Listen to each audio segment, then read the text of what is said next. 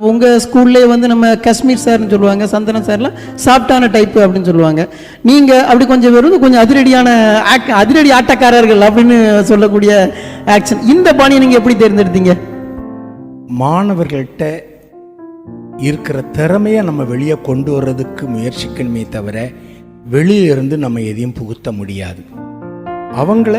அவங்கள உணர்றதுக்கு செய்யணுங்கிறதுல நான் ரொம்ப முனைப்பாக இருப்பேன். அதே போல் பெரம்பு வந்து கிளாஸுக்கு சில சமயங்களில் முதல்ல போகும். அப்போ அடி கொடுக்குற பயத்தை விட அந்த பெரம்பை பார்த்த உடனே ஏற்படுற பயம். கணேசமணி டாக்டருக்கு பையன் ரகுராம் சொன்ன வார்த்தை, சார் நான் 95 மார்க் வாங்கினேன், எனக்கு அடி கொடுத்தீங்க, 17 மார்க் வாங்கினா தட்டி கொடுத்துட்டு போனீங்க. இது உண்மை. ஏன்னா 17 மார்க் வாங்கினவன் கழிஞ்ச தடவை 15 வாங்கியிருந்தான். அப்போ இப்போ 17 வந்திருக்கிறான்னா தட்டி கொடுக்கணும். அவன் 95 வாங்கினவன் 97 வாங்கி 95 வந்திருக்கான். குறைஞ்சிருக்க கூட இல்லை, கூடி.